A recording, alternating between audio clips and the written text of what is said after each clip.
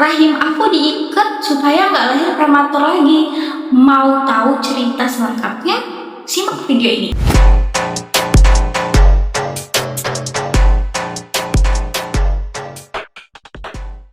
Hai Mom, welcome back teman saya, mamanya Sanza dan Zia. Oke Mam, jadi di video kali ini aku akan menceritakan tentang kehamilan anak kedua atau si adik ya. Pertama, awal mulanya aku itu hamil si adik ini benar-benar mual dan muntah parah sampai aku dirawat di rumah sakit berulang kali karena HEG atau hyperemesis gravidarium. Buat kalian yang mau tahu apa itu HEG dan gimana kondisinya, kalian bisa cek video ini.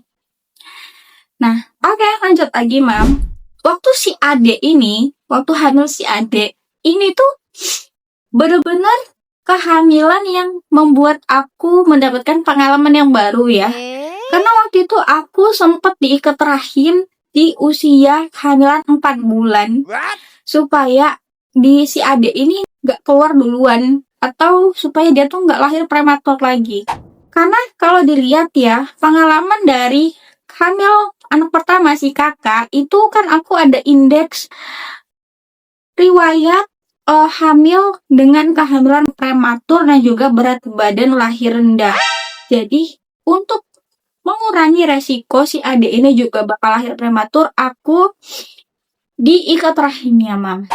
Nah, sebelum lanjut ke pembahasan, aku mau mengenalkan program yang aku buat bersama tim aku dulu ya, Mam. Ini dia programnya.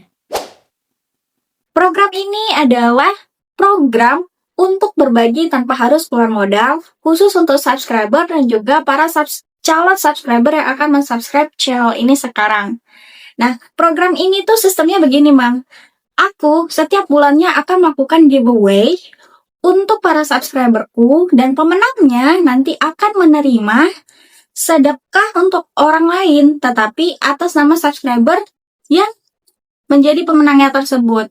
Jadi, kalian gak perlu takut, gak perlu harus keluar modal karena sedekah tersebut akan disalurkan melalui sebagian dari gajiku yang akan didapatkan dari YouTube ini ya, Mam.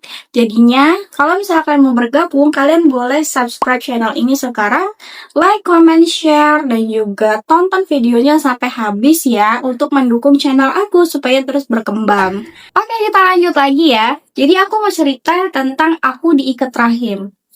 Nah, diikat rahim itu gimana? Terus prosedurnya gimana? Terus bayar atau enggak? Tuh.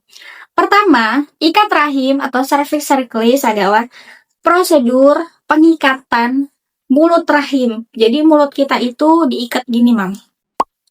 Nah, ikat rahim ini itu dilakukan di aku karena aku punya indeks riwayat kehamilan prematur di anak pertama. Jadi, supaya prematurnya tidak terulang lagi, maka diikatlah rahim aku ini tadi sampai cukup bulan. Kemudian nanti akan dibuka lagi ikatannya. Jadi, mulut rahim kita itu nanti bakal dijahit gitu, Mam, pakai benang khusus. Dan nanti setelah cukup bulan, kita akan dibuka lagi jahitannya supaya bisa lahiran normal. Nah, jadi waktu itu aku tuh tidak dibuka lagi pada saat aku hamil besar, pada saat cukup bulan. Kenapa? Karena waktu itu aku lahirannya kan sesar. Jadi aku ada tindakan sesar, rencana tindakan sesar, karena jarak kelahiran antara si kakak dan si adik itu baru 2 tahun. Jadi aku dianjurkan untuk sesar kembali. Ikat rahimnya itu akan dilepas pada saat tindakan sesar tersebut, Mam. Begitu. Jadi prosedurnya gimana? Prosedurnya itu dilakukan di ruangan operasi ya, Mam.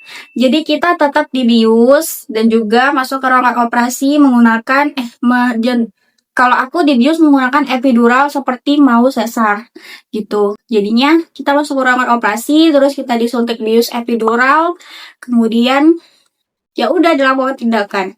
Dan itu tuh nggak lama ya, Mam. Dia cuma sekitar 5 menit atau 10 menit aja gitu udah.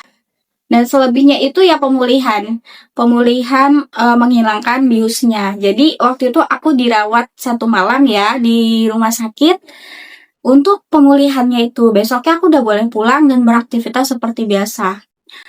Boleh nggak ngangkat-ngangkat berat abis itu? Ya, kalau misalnya kita lagi hamil, sebenarnya kita nggak boleh ngangkat berat kan. Nah itu ya udah sama aja, kita bisa beraktivitas biasa seperti ibu-ibu hamil pada umumnya gitu. Tidak ada tantangan sama sekali, nggak ada rasa juga sama sekali menurut aku ya, bener-bener kayak biasa aja. Jadi itu hanya tindakan pencegahan supaya nggak lahir prematur aja gitu. Kemudian nih Mam, udah diikat rahim nih kan di usia 4 bulan. Habis itu berjalan lancar kan? Sampai aku usia kandungan tuh menginjak usia 6 bulan, itu mulai lagi kontraksi terus. Kontraksi. Oh my Terus God. aku periksa ke puskesmas karena vaskes tingkat pertama BPJS aku tuh di puskesmas kan. Nah kebetulan aku sudah pindahkan vaskes tingkat pertama aku tuh di dekat dengan tempat tinggal aku gitu. Jadi dekat periksanya. Aku periksa ke puskesmas di bulan di kehamilan anak kedua ini aku rajin periksa ke puskesmas. Jadi aku periksa nih pas aku ngerasa udah kontraksi kan, aku periksa sakit banget gitu. Jadi aku periksa. Terus sampai di sana diperiksa, dicek ternyata aku pembukaan 1. Wow, padahal sudah diikat ya rahimnya, mulut rahimnya, tapi tetap bisa pembukaan dan itu terasa sama mereka.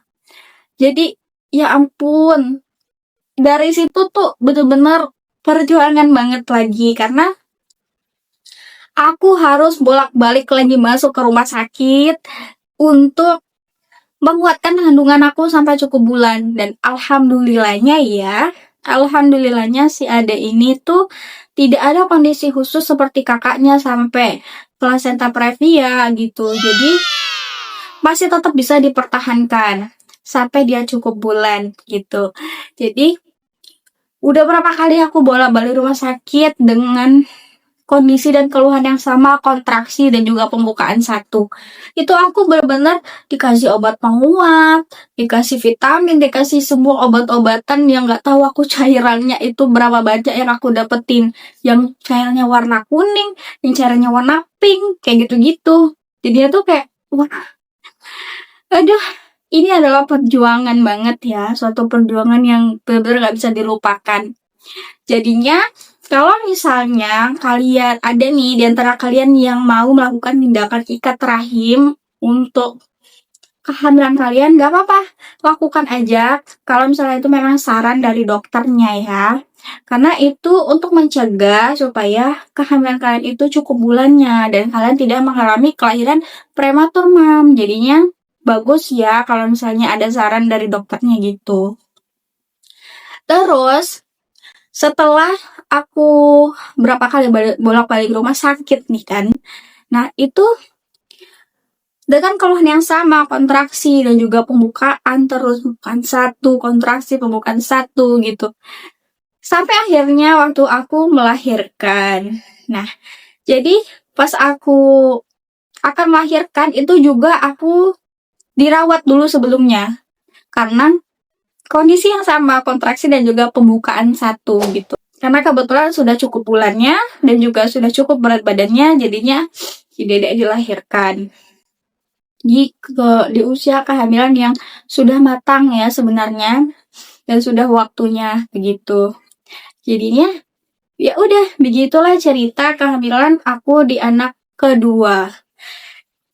Pada pengalaman kan sangat berbeda dari anak pertama ke anak kedua ini, tapi ini adalah pengalaman berharga yang nggak mungkin bisa dilupakan karena bisa menjadi cerita yang akan selalu dikenang begitu. Ya udah segini aja dulu sharing tentang kehamilan anak kedua aku. Kalau misalnya kalian punya pertanyaan lebih lanjut, bisa langsung komen di bawah. Nanti aku akan jawab satu-satu ya. Oke, segitu aja dulu. Nanti kita lanjut di video selanjutnya ya. Jangan lupa like, comment, share, dan subscribe nonton video aku sampai habis. See you on my next video. Bye-bye.